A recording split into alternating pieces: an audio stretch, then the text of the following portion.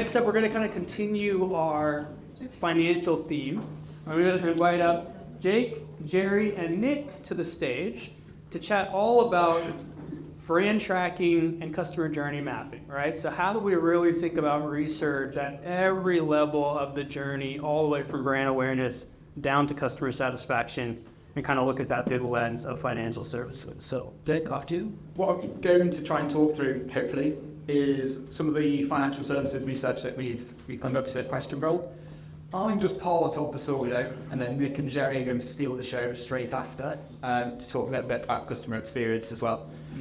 What I will say though is, as part of this research, we've tried to use all of the QuestionPro toolkit as possible. So all the way from the different question types that are available, and then all the way through to sort of data quality aspects that we've got as well. So things like straight line speed, speeders, gibberish words, all those things that you know as part of the platform. That's what we've been trying to put into place in this piece of research. So, I know everyone's probably had 2 or 3 drinks, but can we just stand just for 2 minutes? Please. Okay. So, as you've already told or known, Jake does like to make these presentations a little bit more interactive than sit and preach.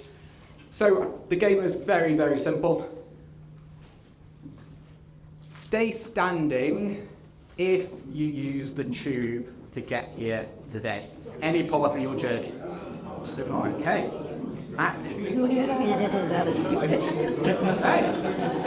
I wasn't expecting so many people to sit down. That's fine. That's fine. Carry on. Okay, next question. You have to concentrate though. Stay standing if you think there's more than 3 circles shown on the screen. So if you think there's more than 3 circles shown on the screen, then stay standing. It's not a quick quiz, don't worry.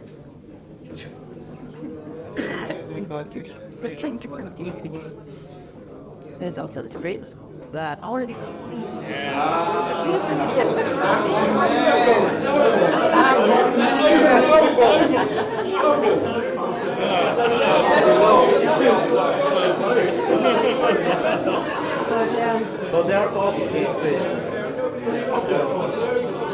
Okay, out of those people who are standing, stay standing if you've got at least one financial product, or you use one financial product. So that could be a mortgage, a current account, a credit card, a loan, anything like that. So hopefully you should all still stand.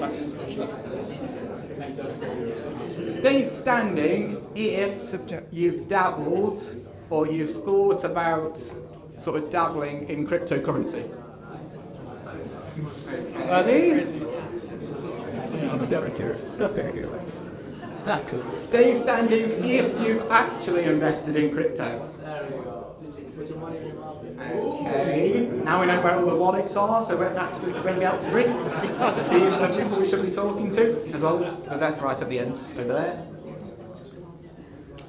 Stay standing if you prefer to use a traditional bank, so a brick and mortar bank versus a digital only bank.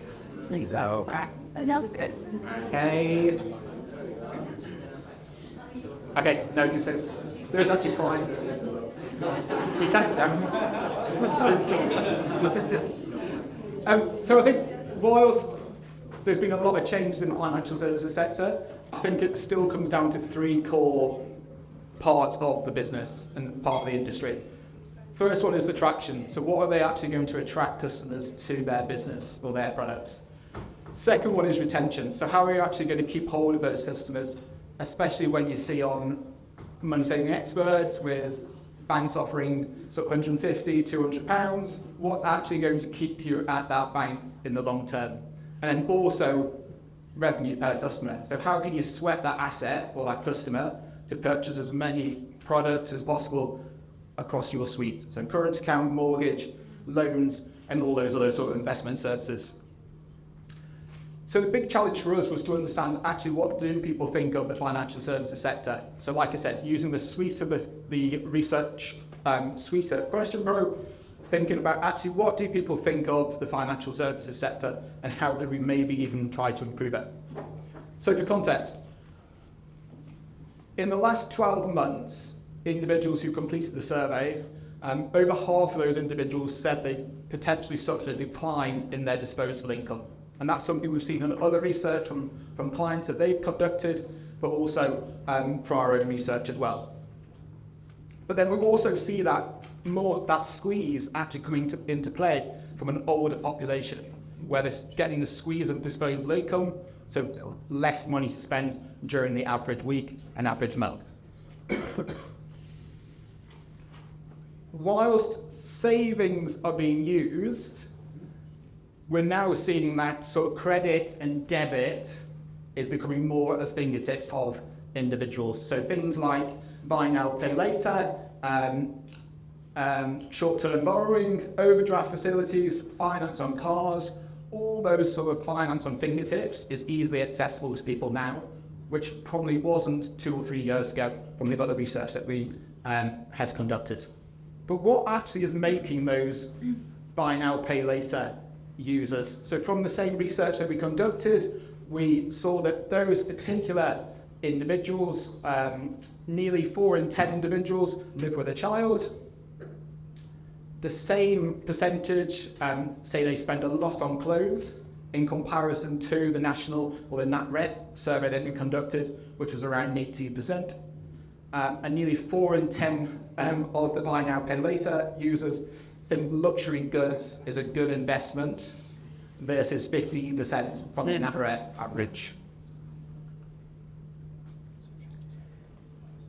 What was striking for me though was that the vast majority of individuals who said they still required or still want help managing their money. Some simple things like how to use understanding investments, better managing their money, how can they put budget aside for bills and other essential items, retirement planning, managing debt, all these sorts of things that people want to try and understand, and are looking for the financial services sector to come into play even more.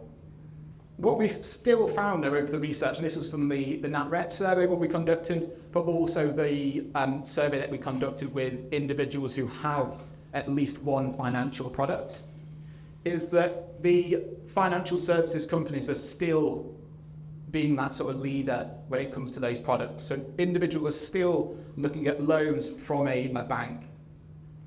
They're still taking out a bank account from those traditional banks. They're still taking out mortgages with or directly from a financial services company, and are also looking at investment products from a financial services company. But what you do see here is the split between those who are purchasing directly from a financial services company, those who are maybe taking one out in collaboration with a different company as well, and those who are actually seeking completely left field and just looking for potentially the best deal or the best option possible for them. So as part of the survey, what we wanted to do was put a QuestionPro spin on it. So how could we try to benchmark all of the different financial services banks, the banks in the UK, against different categories, and put our little stance on that. And I'm just going to give you a flavour of some of the results. And then if you want to access the report, feel free to get in touch and we can share that after the event as well. So first up was which particular banks were making a positive contribution to the UK. Lloyds came out on top, Nationwide, and then the Cooperative Bank. Out of those who individuals thought we cared about their role in the community, which I thought I was expecting, was individuals or banks like Nationwide, Halifax, and Lloyds again came out on top there. Taking action on the environment, so the top option here, which was probably to be expected, was none of the above, out of those banks. And then interestingly, Monzo came out and also the Cooperative Bank. So at the time of the survey, interestingly, Monzo did start to publish quite a lot of information about what they were doing in the green space and in the environment at the time of the survey as well. And then from a digitally innovative aspect, Monzo, Starling, Revolut, and then the closest traditional brick and mortar type of bank that came up was also then Santander. What we also found though was that still traditional banks are holding that sort of crown when it comes to banking. So over 50% of the Gen Z individuals that we surveyed use a traditional bank, and the main reason they said was because their parents bank there too. So there's that clear correlation between, yes, I bank at X particular bank, and also I do too. And the second is that sort of stability. So they know actually that they can speak to someone directly about a particular issue. They can talk about a mortgage, a loan, a current account, a credit card in person. And that was something that came out from the research.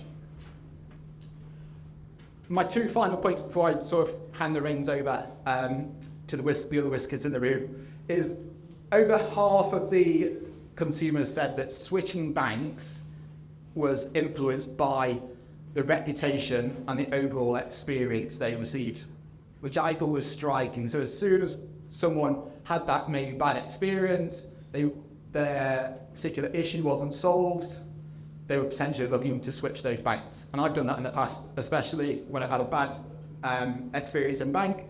I've very quickly switched just because I know it's going to be a real big pain to do this over and over again.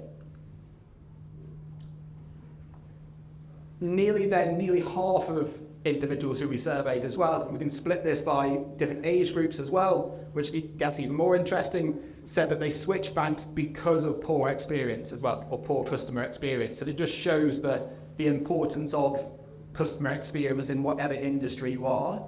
But yet today is that focus on financial services and how that CX can play a big part in the work we're doing. And now I'm just going to hand over to Nick and Jerry, who are going to do a little bit of a fireside chat on CX and financial services.